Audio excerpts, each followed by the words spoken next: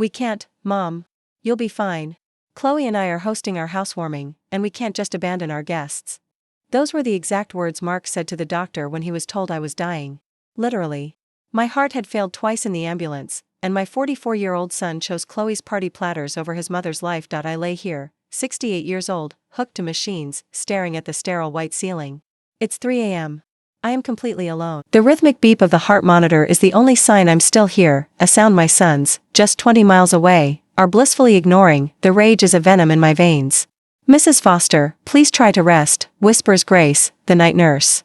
She's a kind girl, younger than my daughters-in-law, yet her eyes hold a compassion I haven't seen from my own family in a decade. Doctor Evans's words from hours ago echo in my head. I told them explicitly this could be her last night. The attack was massive. We needed them here. David's response was somehow worse. Doctor, can't it wait? My wife, Sophia, has all her partners from the law firm here. It's a huge networking event for us. Mom's tough. She'll pull through.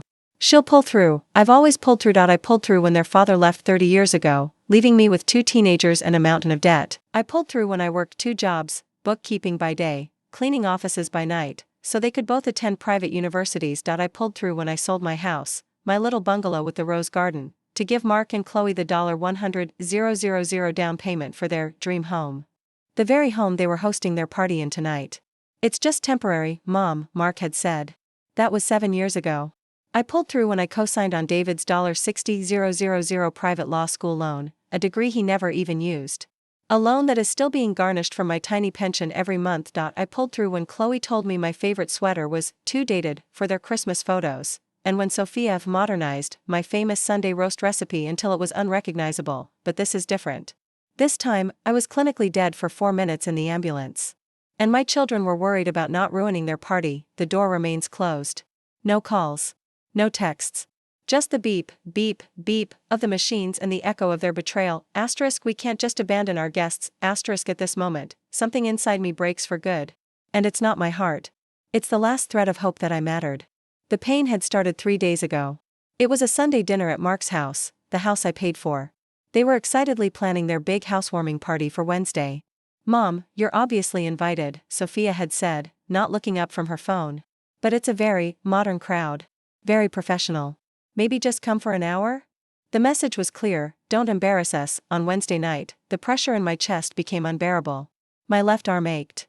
I called Mark. Mom, what's wrong? We're setting up for the party. I feel very sick, son. The pain won't go away.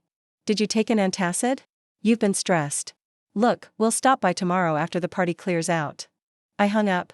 Even my pain had to wait. At 5 a.m., my neighbor, Brenda, found me on the floor and called 911. Now, 24 hours after their crucial party, David and Sophia are the first to arrive. Sophia looks radiant, still glowing from her social triumph. Eleanor, how are you? You gave us quite a scare, she chirps, staying near the door. What awful timing, right? The party was a huge success, by the way.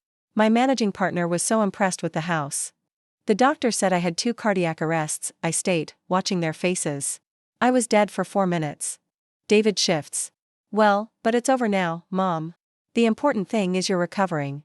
The important thing, I repeat, my voice cold, is that while I was dying, you were networking.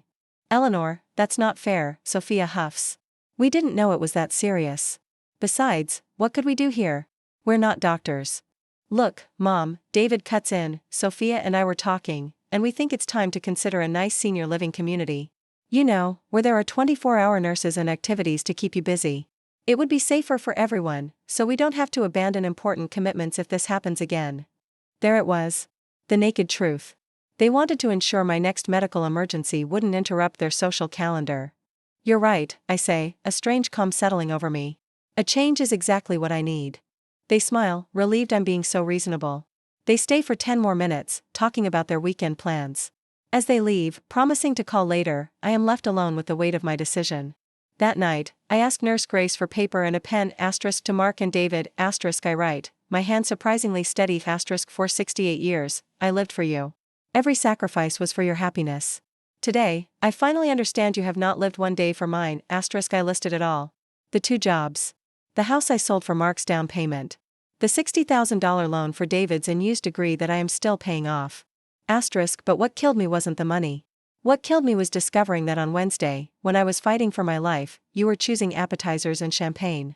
The doctor told you it could be my last night. And you chose a party *** today. I understood something I should have years ago. You don't love me. I am just an obligation ***, therefore, I am making a decision. I will not live as a mother begging for crumbs of attention. When you read this, I will be gone. Don't look for me. I have decided to start over, in a place where I can simply be Eleanor ***. I am not doing this out of anger, but out of self-love. The love I gave you all these years, I will finally give to myself. Be happy with your busy lives. I will be happy without you ***. Goodbye, Cecilia ***. I fold the letter. For the first time in days, I sleep. The next morning, Brenda arrives. Brenda, I need you to do the most important favor off me life. I hand her the letter. Give this to them tomorrow. After I'm gone. Gone where, Eleanor? I'm disappearing, Brenda. I'm starting over. I explain the plan. The $10,000 in old savings bonds my mother left me, hidden in a book. My cousin Claire in Asheville, North Carolina, who always said her door was open. I'll leave the hospital tonight without being discharged. I'll take a bus. By the time they get that letter, I'll be in the mountains. Oh, Eleanor, she says, a slow smile spreading. You magnificent woman. Of course, I'll help. That night, Nurse Grace helps me to a side exit. Brenda is waiting with my small suitcase and the cash from the bonds. We drive to the bus station. Call me the second you arrive, Brenda says, hugging me tightly. I will. You're the only real family I have left. I get on the 10 p.m. bus to Asheville. As it pulls away from the city, I take out my phone and send one last text to my sons *** I am gone. You will find a letter in my hospital bed that explains everything. Do not look for me. This is my final decision. Be happy ***. I turn off the phone, silencing their inevitable, too late replies. I lean my head against the cool glass and watch the dark highway carry me toward my freedom.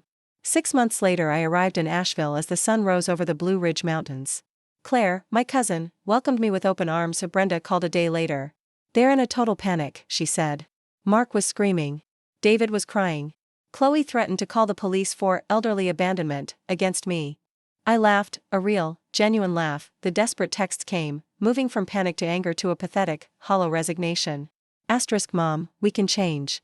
Please, just come home ***. But I was already home, today. I woke up at 7 a.m. in my own small apartment near Claire's. I don't clean offices, I volunteer at the local library, helping kids learn to read. I'm not paying off debts, I'm using my small pension to take pottery classes. This afternoon, I'm going hiking with my new friends from the senior center. One of them, a kind widower named Mr. Peterson, always saves me a scone. I am 68 years old, and my life has never been more full. I am not an obligation. I am not an afterthought. I am Eleanor. A survivor, a fighter, and finally, free.